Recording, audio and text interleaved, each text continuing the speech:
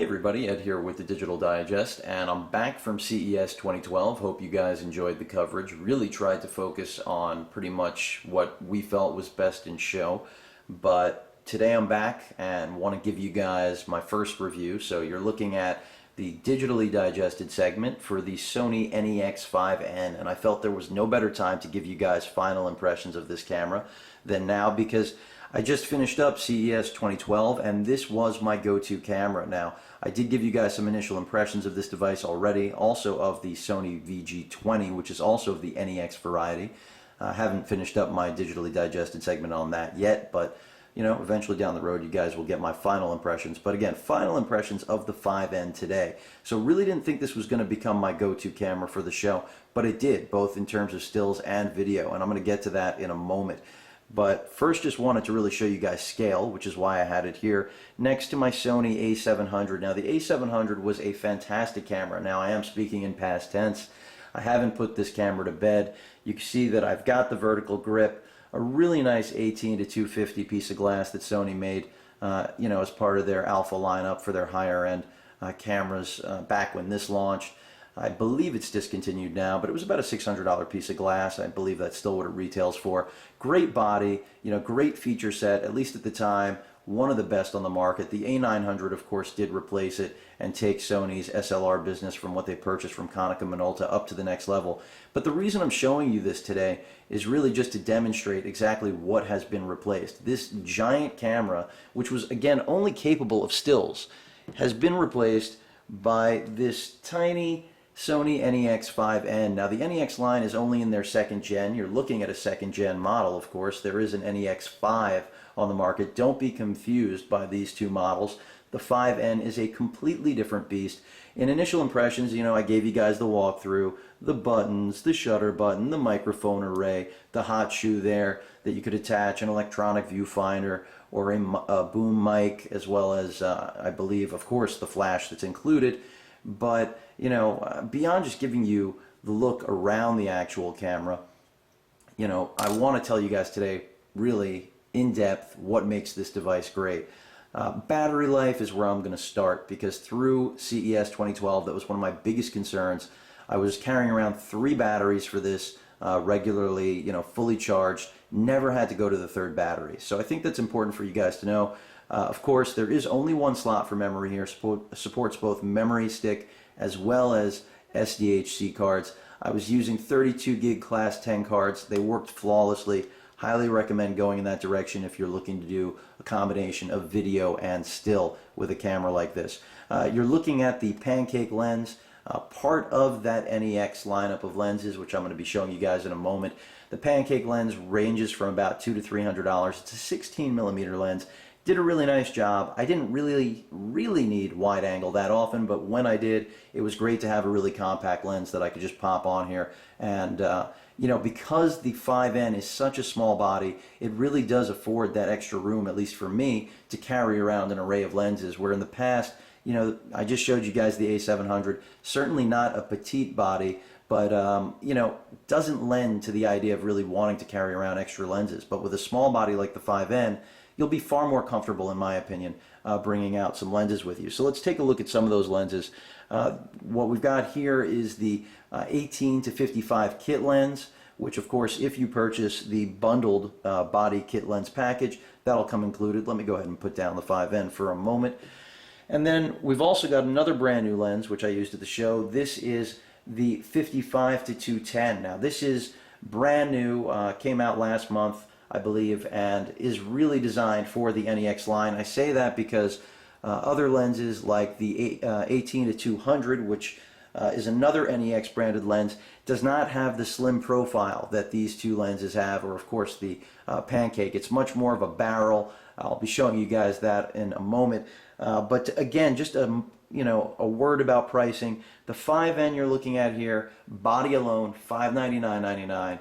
Throw in the kit lens, you're looking at $699.99. Clearly much better off to go with the kit lens package, because the kit lens on its own is a $300 lens. Again, as I mentioned before, the Pancake, $200 to $300 depending on the sale, because that isn't a brand new lens. The Pancake lens has been around the block for a while now, since the first gen of NEX lenses. The 18 to 250, excuse me, to 210, you're looking at $349.99 retail. So a pretty affordable lineup of lenses, something that, at least for me, is a very wise move on Sony's behalf, especially, trying to get people to get their feet wet in, a new camera system, which you're going to be making an investment. And here, I really feel it's a worthwhile investment because you are getting a nice array of options here, going all the way from 16 basically to 210 millimeters without breaking the bank. And the image quality, I have to tell you guys, is outstanding.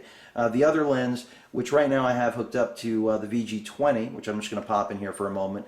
I gave you guys some initial impressions on this camera already, but you can already see the 18 to 250, this lens retails at $800, $799.99, is just a giant barrel compared to the 55 to 210 over there. So that's something to keep in mind when you look at these new lenses that really have been optimized for the NEX lineup.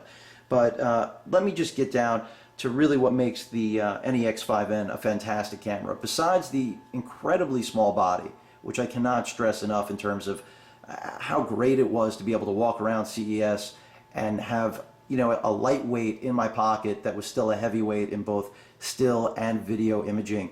It was just great. And seeing the NEX-7 there, I was just drooling, frankly, because I could only imagine how great that camera will be based on the results I've gotten out of the 5N. But again, beyond price point, you're looking at a 3-inch screen, touch screen, integrated physical buttons. You can see still fingerprints all over it from the show. Haven't even cleaned this baby up yet. Your ports, as I mentioned before when I gave you guys the body, you've got everything you expect. It's a 16.1 megapixel APS-C sensor, so a giant sensor on this camera, really. What you'd find on any high-end digital SLR, but this is a mirrorless system. That's how we accomplish, or I should say Sony accomplishes, such a small body without giving up the quality on the size of the sensor. Beyond that, like I said, the touchscreen is really going to be a matter of personal opinion. It does have, whether you're going to like it, of course, it does have that rotating LCD, which does allow for great creativity. I can tell you at CES many, many times when I needed to get a high shot, broke out the monopod, or in some cases didn't even need to, just, angled the LCD down and got my high angle shot. Really nice to have that ability, something I certainly could not do with the A700 that I was showing you guys before. The video modes, really just outstanding in terms of quality, and I think you guys see that if you watch any of the things that I shot in terms of coverage from CES 2012.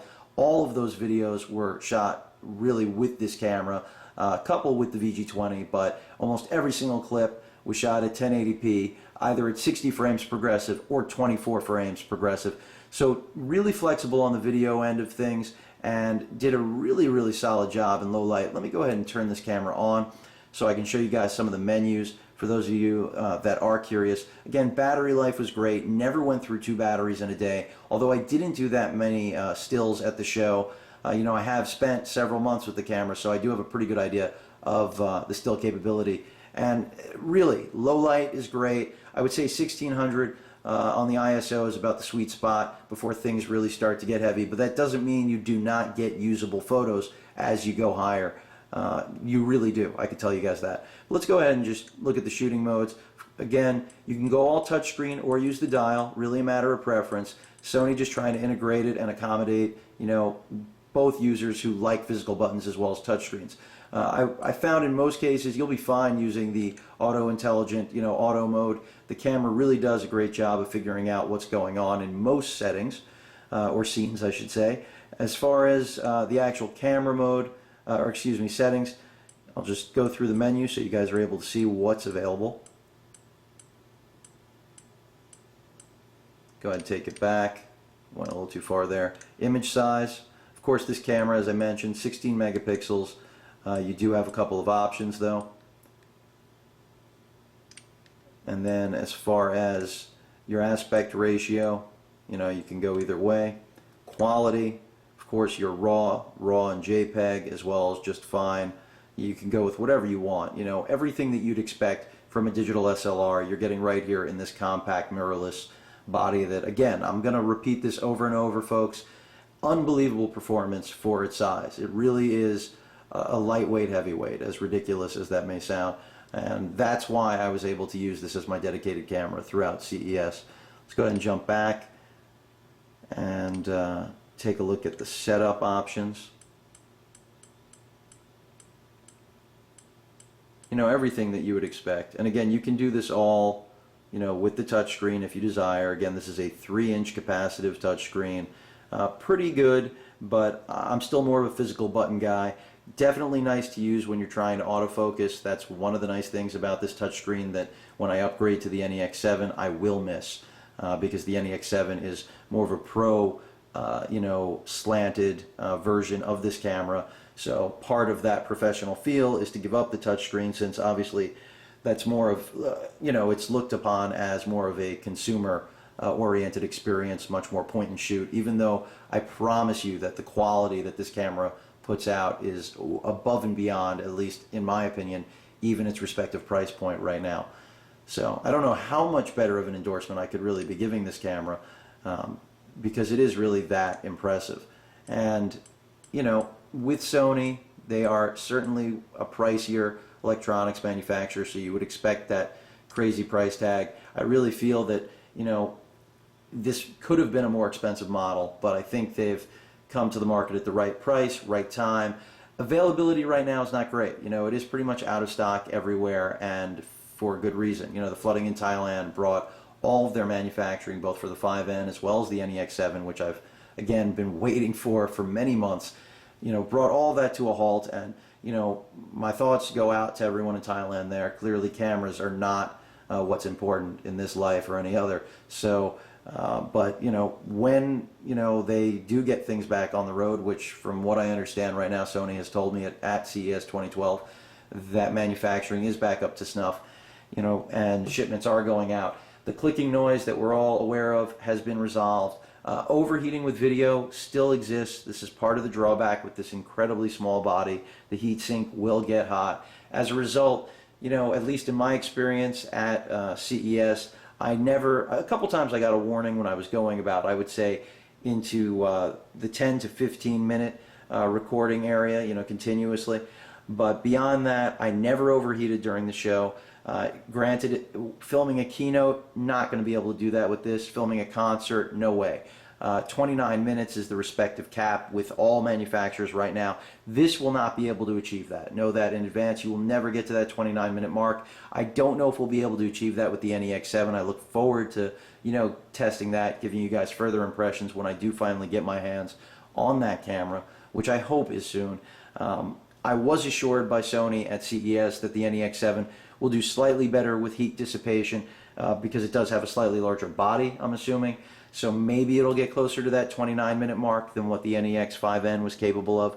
But really, folks, what it comes down to is that if you're looking to get rid of, you know, a body like this, you can finally say it's legitimate, in my opinion, to move to something like the 5N. I don't recommend going with any other, you know, smaller form factor cameras right now, like the Micro Four Thirds or anything like that, because the mirrorless way manufacturing right now, what they're doing, and this is all of the manufacturers are getting into this game, is going to really revolutionize the entire business. I think this is a turning point for the industry. Sony beat everyone to the punch, and that's why the 5N is a great value right now. But don't be surprised in a year from now when all of the manufacturers are putting out mirrorless cameras at really high price points.